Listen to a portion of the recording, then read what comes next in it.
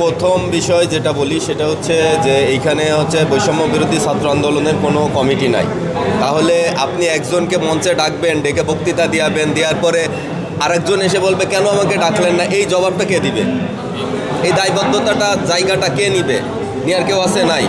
তাহলে যদি একটা কমিটি থাকে সুশৃঙ্খল, সেখানে হচ্ছে যে আপনার প্রেসিডেন্ট, সেক্রেটারি বা ওই সংগঠন থেকে যাকে অ্যালাউ করে তাকে আপনি হচ্ছে বক্তৃতা দিতে পারবেন।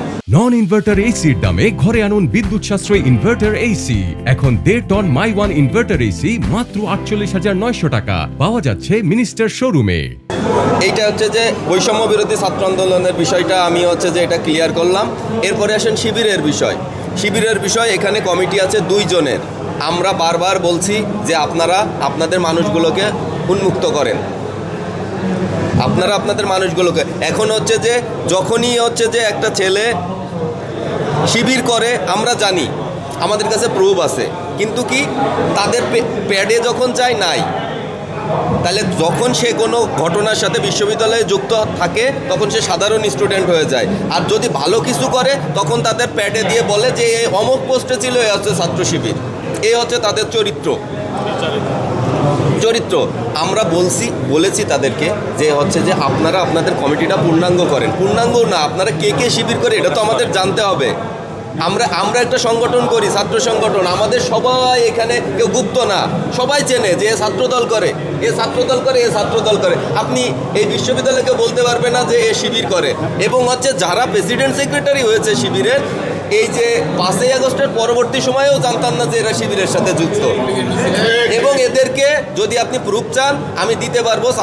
ছাত্র শিবিরের যে হচ্ছে যে বর্তমান রানিং সভাপতি, সে বিশ্ববিদ্যালয়ে লাস্ট ছাত্রলীগের যে মিছিল হয়েছে সেই মিছিলের প্রথম সারিতে সে ছিল। যদি জানেন প্রমাণ আমি দিতে পারবো।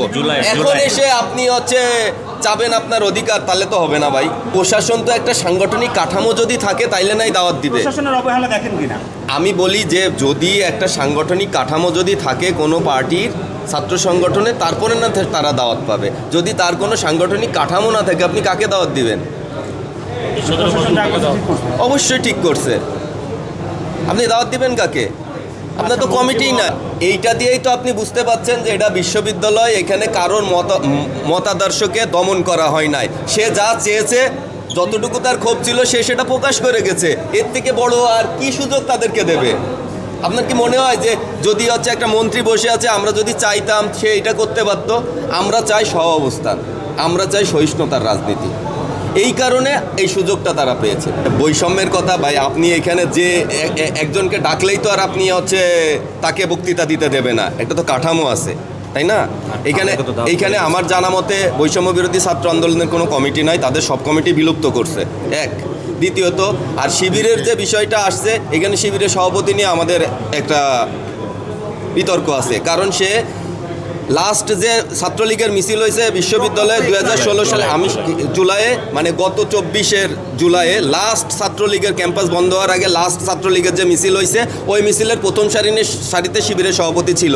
এই কারণে তার বিষয়ে আমাদের একটা মানে কনসার্ন ছিল। এই কারণে আমরা সেটা প্রশাসনকে বলছি যে তাকে রাখা যাবে না। তারা ইনভাইটেড ছিল, প্রক্টর একটু আগে স্বীকার করেছে। তারা ইনভাইটেড ছিল সেটা প্রশাসন। আমি আমার দিকটা ক্লিয়ার করছি, আমার ছাত্র সংগঠন হিসেবে আমি আমার দিকটা ক্লিয়ার করতেছি যে আমরা তাকে অ্যালাউ করি নাই।